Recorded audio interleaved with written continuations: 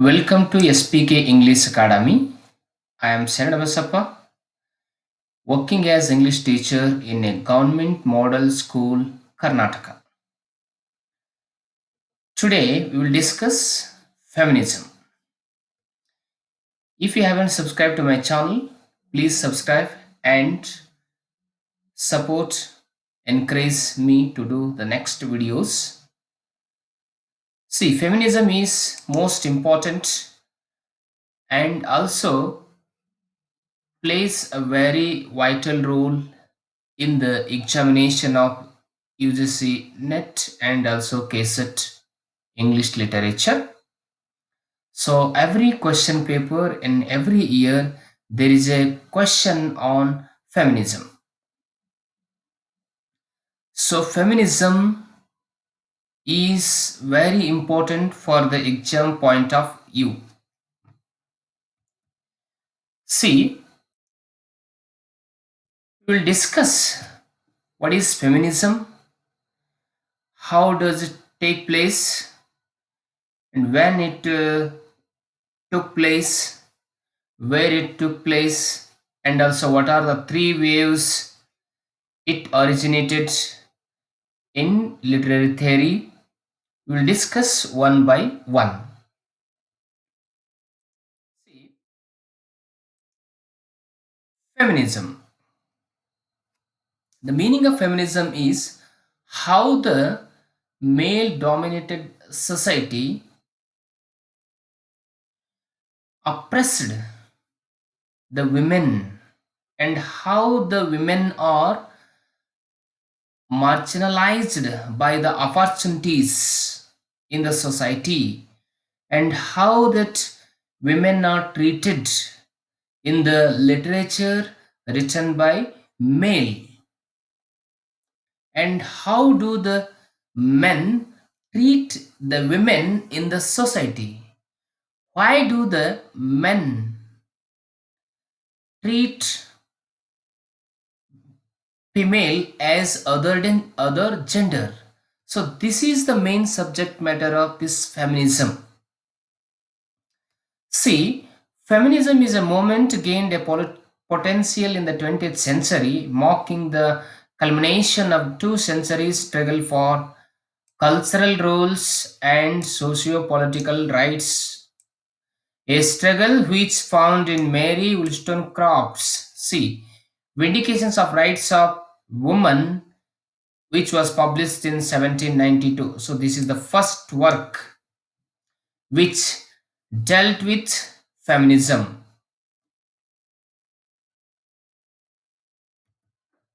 See, the movement gained increasing prominence across three pages or waves. The first wave about political, the second wave is about cultural, and the third wave is about academics. See,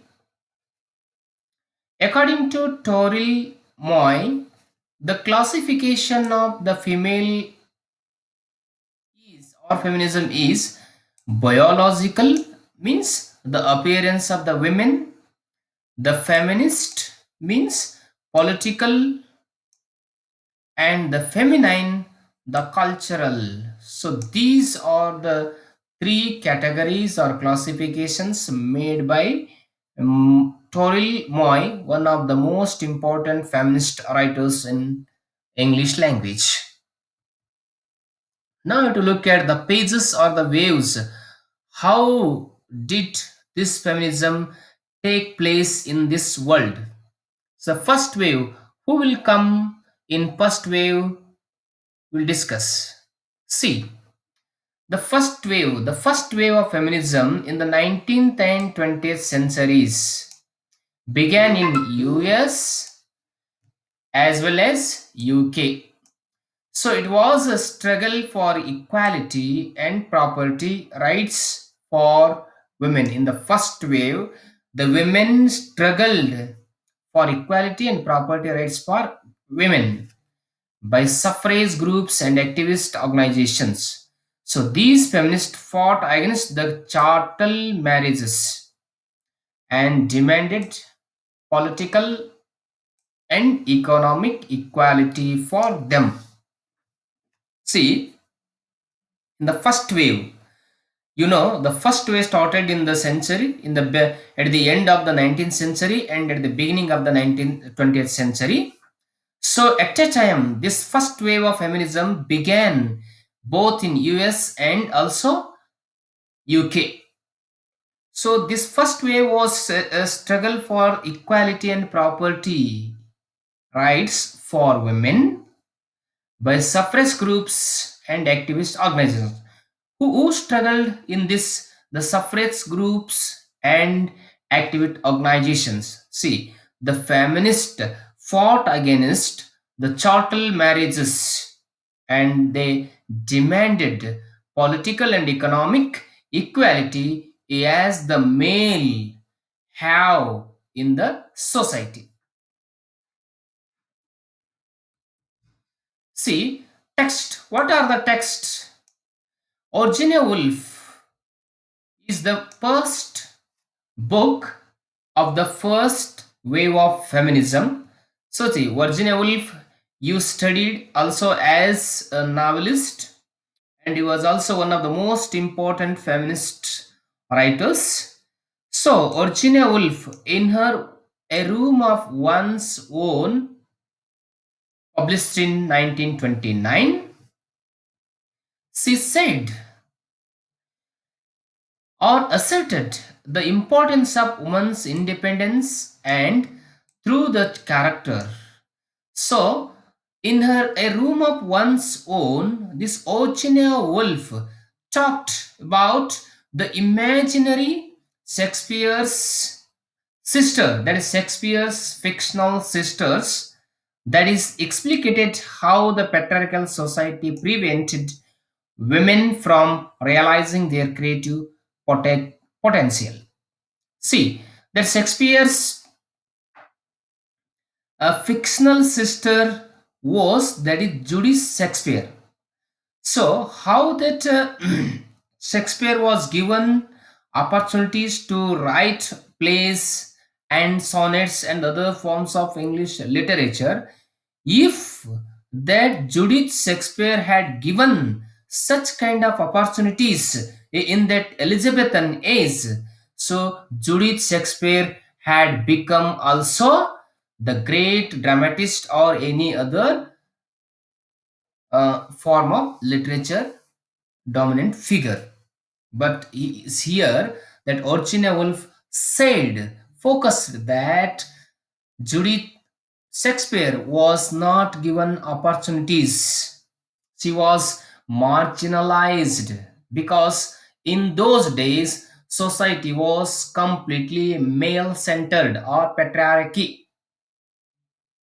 See, what are the works we look at in the first wave of the feminism? The question may ask on this. Keep these points in your mind. See, Dale Spender's Man-Made Language. See, Dale Spender's Man-Made Language. It was published in 1981. And then the one work, Helen Success's A Creature Feminine in the Law of Medusa. Literature feminine means that is literature written about feminine or female. See, now we look at the second wave of the feminism. See which works will come in the wave, the second wave of feminism, and what are the main important whys of the second wave of feminism. Look at see, the second wave was started in the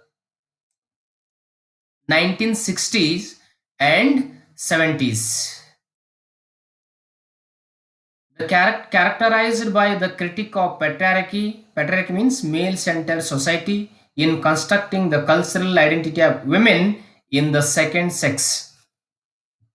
See, second sex is one of the book which was published in 1949, famously stated as one is not born but rather becomes a woman.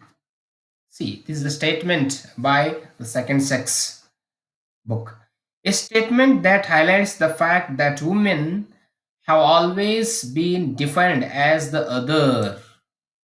Other means women is treated as the other gender. It means women is not equal to man in the society because she is lacking and negative on whom Freud attributed the praise to the women, that is penis envy. See, the main motto of this page, it means the main motto of the third wave of, second wave of feminism is the personal is political. This is the main important motto of the second wave. It was the result of awareness of the false distinction between women's domestic and men's public spheres.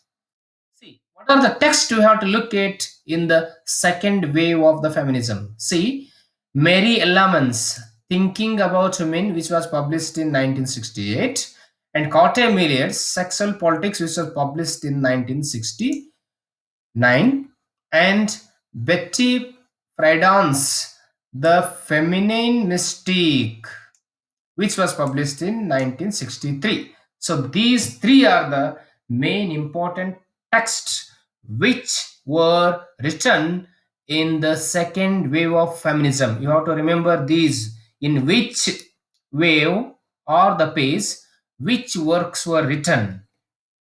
The question may ask on this. Now we have to look at the last wave, that is third wave of feminism.